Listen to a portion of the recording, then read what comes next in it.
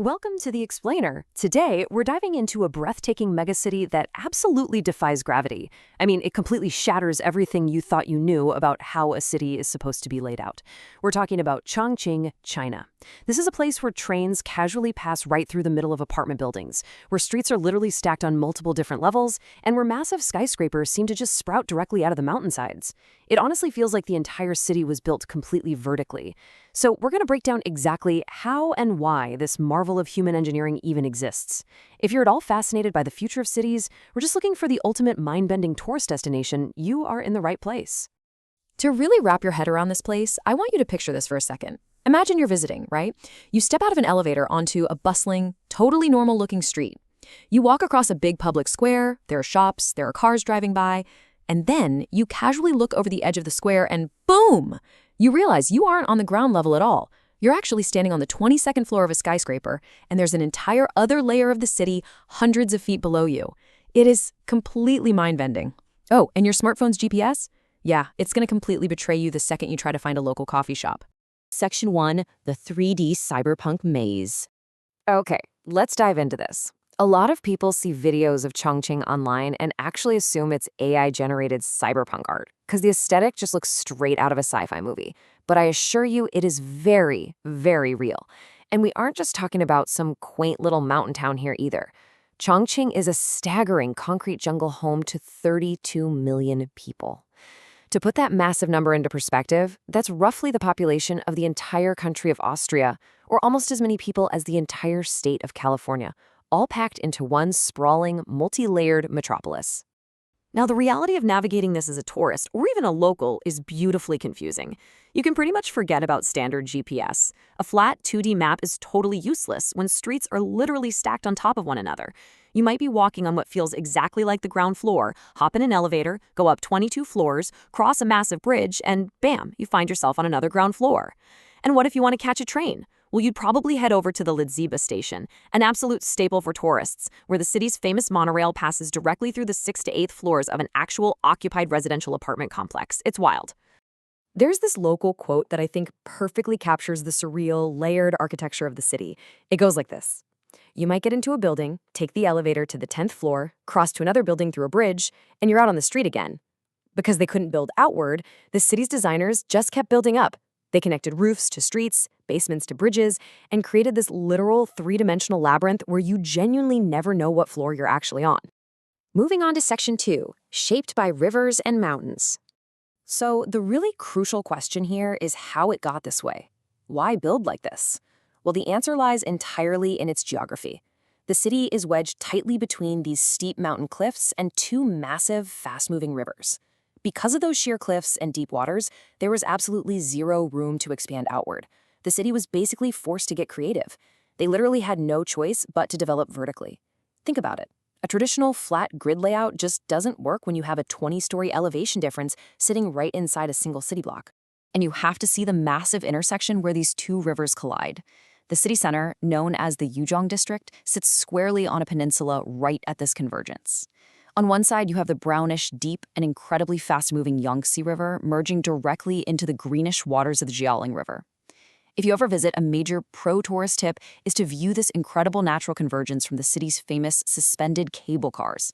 They've been ferrying people high above the water since the 1980s, and the view is absolutely stunning.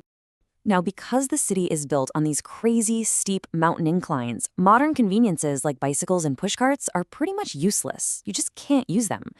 And that brings us to a really vital piece of the city's cultural fabric, the bangbang. These are traditional porters who use flexible bamboo poles balanced across their shoulders to carry heavy goods up and down Chongqing's endless, steep staircases. At their absolute peak, tens of thousands of these incredibly hardworking men literally built the city's economy on their backs, step by grueling step.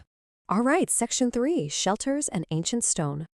If we move away from all those modern neon lights for a minute and descend deep underground into the mountains themselves, we find a timeline that reveals some staggering human engineering.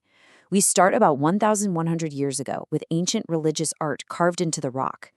Then, jumping to the 1940s, massive air raid shelters were dug deep into the mountainside during World War II to protect the citizens from bombings. And then it gets even crazier. In the 1960s, they began construction on the 816 underground nuclear plant. This was a massive secret military base spanning 20 kilometers of tunnels. It took 60,000 people 18 years to build and cost the equivalent of $200 billion in today's money, all hidden underground. But let's rewind and look a bit closer at that ancient art, because it is an absolute must-see for any traveler. The Dazu rock carvings are a UNESCO World Heritage Site, and they feature over 50,000 intricate statues carved directly into the cliffsides. They were originally started by a military general wanting to protect his encamped soldiers, and they project this immense spiritual power by uniquely blending Buddhism, Taoism, and Confucianism all together. And what's truly marvelous here, because they were so cleverly carved into natural sheltered rock formations, their colors remain remarkably vibrant, even after a whole millennium. Let's move back to the street level for Section 4, the fiery hot pot culture. Honestly, you literally cannot understand this city as a visitor without understanding its world-famous food scene. The absolute foundation of Chongqing cuisine is something called mala. Now, this isn't just spicy. It is a completely unique, numbing and spicy sensation. It's caused by a specific substance found in Sichuan peppercorns called hydroxyalpha-sensual. Eating it literally feels like touching a 9-volt battery to your tongue, but, in the best way possible. The locals absolutely swear by this fiery, numbing heat because it perfectly combats the intense, heavy, and humid fog that blankets the city for over 100 days a year. And the ultimate, hands-down best delivery system for mala is Chongqing hot pot. Breaking down the anatomy of this dish, an authentic broth uses a heavy cow fat base layered with intense spices and those crazy numbing Sichuan peppercorns. It actually originated way back at the river docks. Poor laborers would buy cheap butcher scraps, things like cow stomach and duck blood, and boil them in this incredibly strong, spicy broth just to camouflage the intense flavors of the organ meats. Today, it's this universally beloved communal feast. And for the ultimate tourist experience, some of the most famous hot pot restaurants in the entire city are actually located deep underground, right inside those repurposed WWI air raid shelters we talked about earlier. And this brilliantly illustrates the true soul of Chongqing, the extreme juxtaposition. I mean, on a single block, you might have a 1,000-year-old Buddhist Arhat temple sitting directly next to Raffles City, which is this hyper-modern 8-tower super complex shaped like a giant spaceship sail. You have those gritty WWI air raid shelters transformed into bustling neon-lit 24-hour hot pot joints. You've got Hongya Cave, a stunning, ancient-style 11-story stilt house complex built straight into a cliff face, existing in the exact same city where a futuristic monorail casually slides right through the middle of people's living rooms. It just leaves you in absolute awe of human adaptability. So I'm going to leave you with this thought as we wrap up our explainer today. In a city of 32 million people that has seamlessly conquered deep, raging rivers, meticulously carved its deep history into solid mountains, and quite literally stacked its bustling streets high into the sky, what floor will they build next? Thanks for joining me on this deep dive into Chongqing. Keep exploring, and I'll catch you next time.